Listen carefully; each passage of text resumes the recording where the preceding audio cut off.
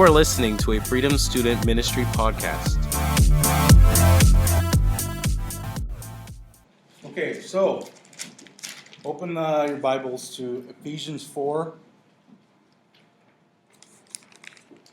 Ephesians 4, 22, 24. Everybody got it? No? Yeah? No. Maybe? No. 1051. 1051? 105. 1051. 1051.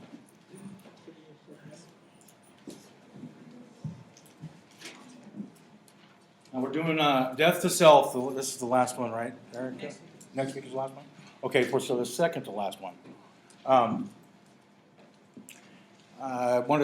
just going to have somebody read that. Wait, Yeah? what verse? Verses 22 through 24. 22 through 24. Julia, why don't you read that for us? Okay, Dawson, why don't you read that for us? You were taught with regard to your former way of life, to put off your old self, which is being corrupted by its deceitful desires, to be made new in the attitude of your minds, and to put on the new self, created to be like God in true righteousness and holiness. So old self and new self, right? We all have an old self, and we all also have a new self. But I'm gonna share a little personal story about my old self, and then I'm gonna tell you about my new self. So, yay! So my old self story started about it ended actually. My old self ended about 5 years ago, and I was homeless. All I had was a bicycle and a backpack, and I was traveling from Puyallup to Tacoma to go to the mission to sleep, and I ended up sleeping in my first night there. I ended up sleeping in the alleyway in between two dumpsters with four other guys in the pouring rain. But I did get some food because they only let 250 people in there at a time. So anyway, I thought, okay, I'll stay one more night and stay in Tacoma and see what happens. So the next night I got in line early, and I got a bed, but I didn't get any food. So I didn't have no job, no money. My mom had just passed away. My dad was in the hospital having his leg removed. So I had a whole bunch of really heavy things going on, a lot of weight, a lot of burden, and plus I was just not. My life was not going well. I was doing drugs. I was just headed for destruction. Jay mentioned not last week, the week before, Highway to Hell. If you remember that, that's pretty much where I was headed, and in a bad way. So I had used up all my resources, people's couches, friends. I was just really sick and tired of being sick and tired of being around all that negativity. So I rode back the next day. I said, I'm going to go back to my city, because I grew up in Puyallup. I'm going to go back to my city and just find something. I don't know what I'm going to find. So I rode it's 9 miles from Tacoma to Puyallup, pouring down rain. I got there at night, and it was like 6 o'clock at night, and I had just had enough. I was like, God, I didn't have God in my life. He was there, but I didn't realize it till later. But I didn't have him in my life. He wasn't first. I was. And so I was in the McDonald's parking lot, and I just said, God, please show me what to do, tell me where to go, how to live. I have nothing. And within about 8 minutes, my answer came, and I had no idea what I was going to do. So I walked around McDonald's, and I walked in front of 7-Eleven there, and somebody I didn't know asked me if I knew about freezing nights. And at that specific moment, I found out from in my own town, I didn't even know about this freezing nights thing. I had no idea. I was like, what? And I had an answer within 8 minutes of what I could do, where I could go, a place to sleep, 7 days a week. Okay, and so immediately I walked back and it was basically like, it was like being because it was raining, and it kind of adds a little effect to it. So I felt baptized like because I'd been baptized before, but I felt just clean. I felt like he had heard my cry and understood what I needed, and it was almost like he was waiting for that point in my life where I'm saying die to self. Okay, I was tired of me. I wasn't happy with who I was looking at in the mirror, and I wasn't liking the things that I was doing.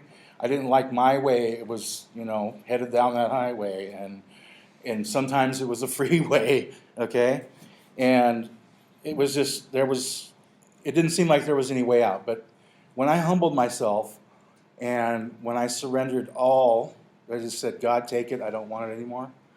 Um, I felt empty. And then when I walked back from 7-Eleven and had found all that stuff out, I felt like, whoa, I don't feel so empty. I feel like, wow, this is. It's like getting the ice box and your favorite ice creams in there, and there's not even a scoop left, and you're like, what? I felt like there was a whole half for just me when I got it was like, oh, it's my favorite too. That's how I can describe it to where you guys can relate. And maybe you guys have felt that way too, like you felt like you've been emptied, you need to be filled up. I mean, it was a moving. I mean, I felt like he was giving me a hug, like it's okay. So that particular day, I surrendered my life to God, and I felt what true humility really means. It was, obviously moving. I mean, this is Holy Spirit. When you see somebody cry, that's Holy Spirit speaking out. Okay. And I thank God for what He did. And He's not done. Okay, I'll get into that too. But I said, I don't want this in my life. I don't want this old guy in my life. I want this new thing. It just was a life-changing experience. And I want to read to you my favorite psalm, and it's been my favorite psalm forever. And even before it's been my favorite since I was a little kid. And it's Psalm 40. And I won't read the whole thing, but I'll just read the meat of it. I waited patiently for the Lord. He turned to me and heard my cry. He lifted me out of the slimy pit, out of the mud and mire. He set my feet on a rock and gave me a firm place to stand. He put a new song in my mouth. And later on it says,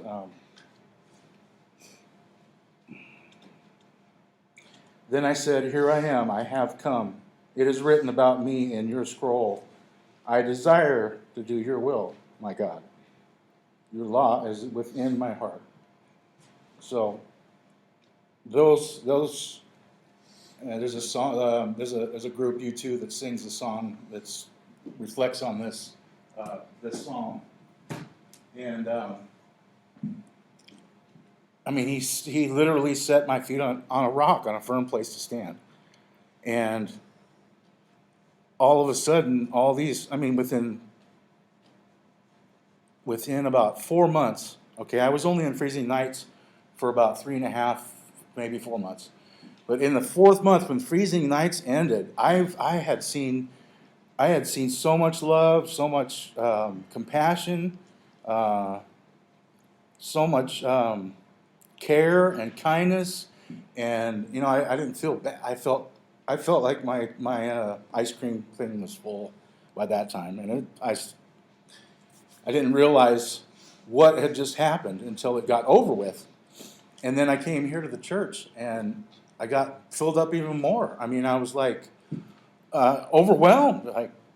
You can't really put it into words how I felt when I got here. I used to go to school in the early 70s.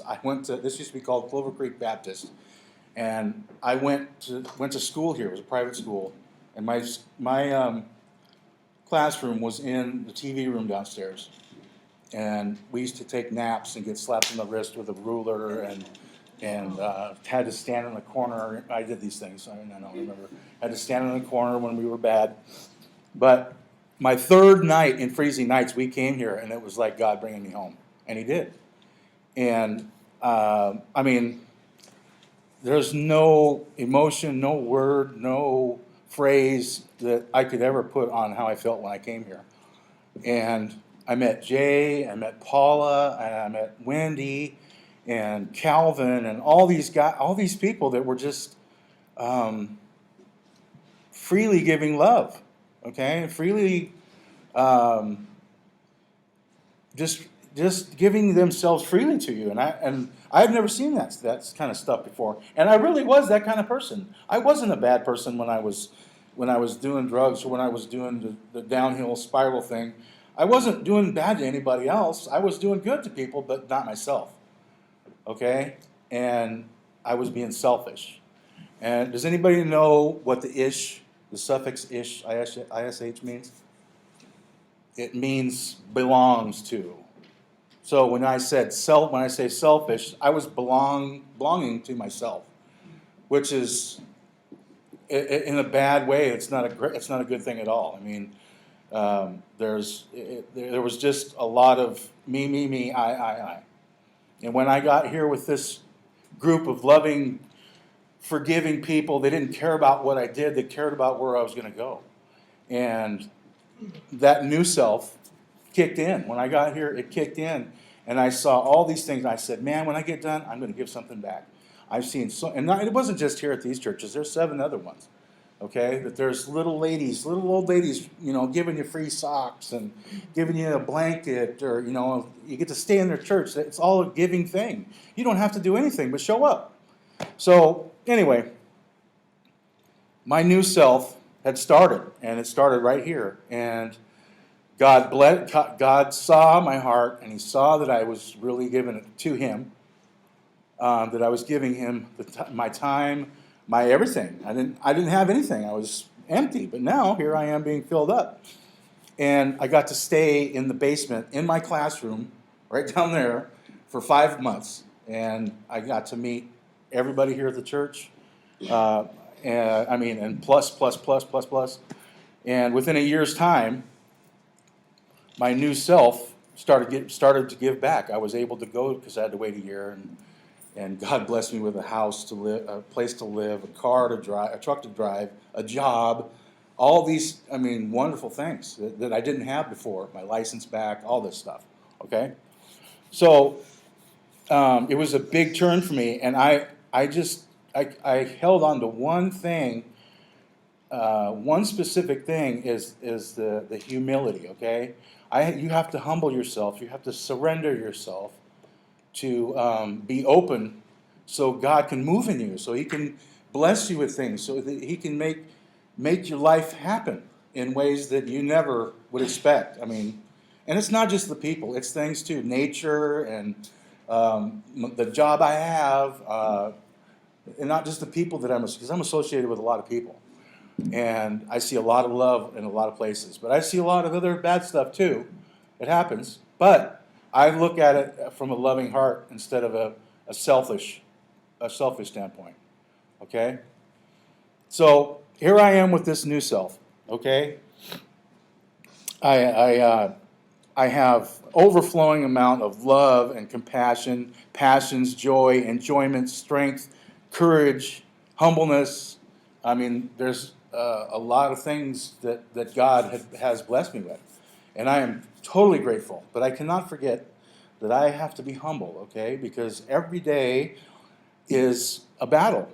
Part of my prayer that I say every day when I wake up, I walk outside. This rain or shine, I walk outside and I do this. I die to self I don't say this, but I do say, God, keep me humble so I don't stumble and forget what you're doing for me, what you've done for me, and what you're going to do for me.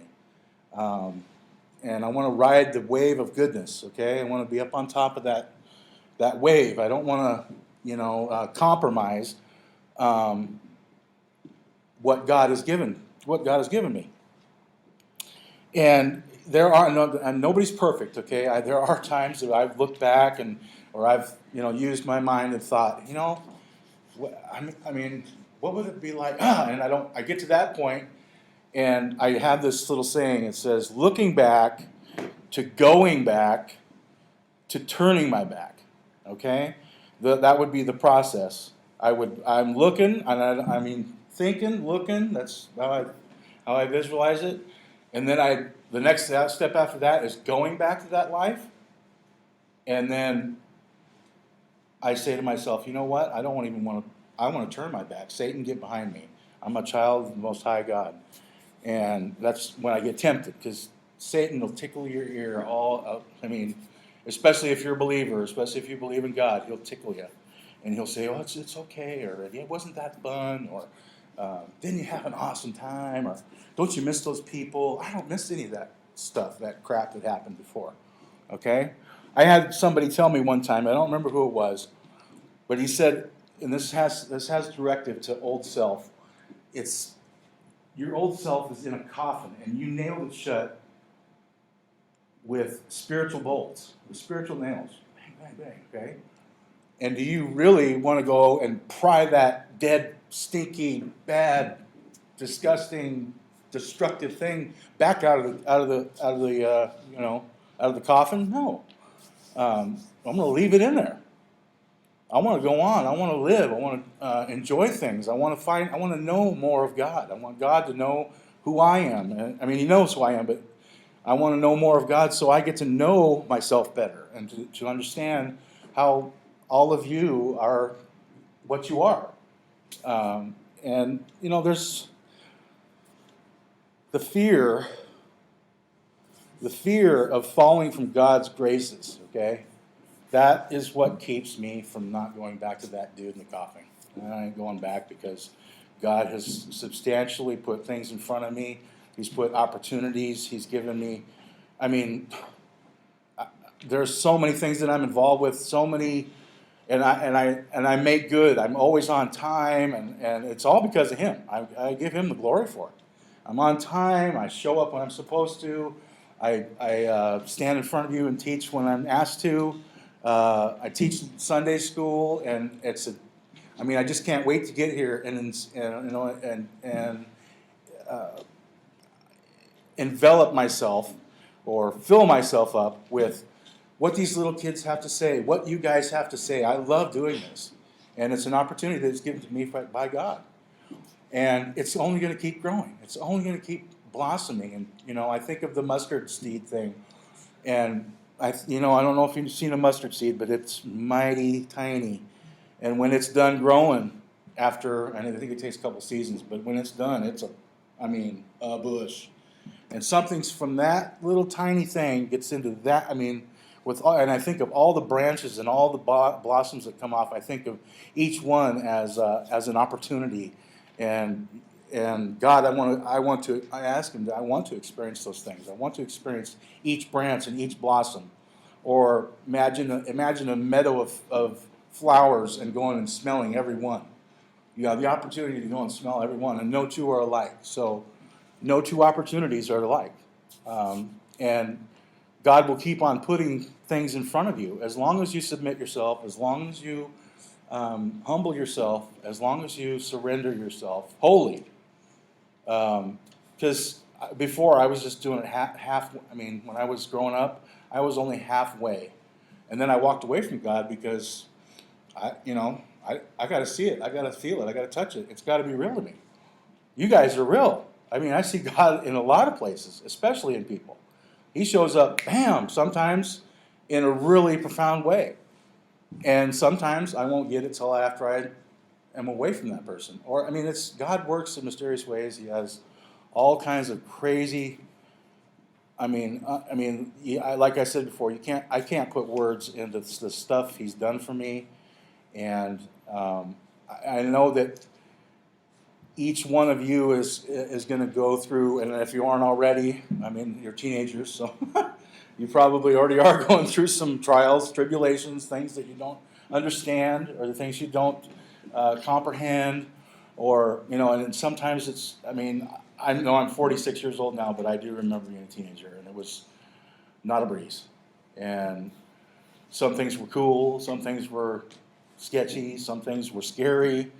So I can understand and I can relate to those things. And I mean, everybody has their own individual life to live, but anyway, one last thing. I wrote this just when I thought of, or when I heard Jay talk about me going down that highway. I wrote this little deal. My old life was my way. High speed on highways, full speed on freeways. Out of control, going the wrong way, in a bad way. Suddenly, I came to a screeching stop and surrendered. My new life is this way, a new way, a better way, the right way, the one way. He is Yahweh, a.k.a. Jesus, who is the way. There you go. Yeah, that was good.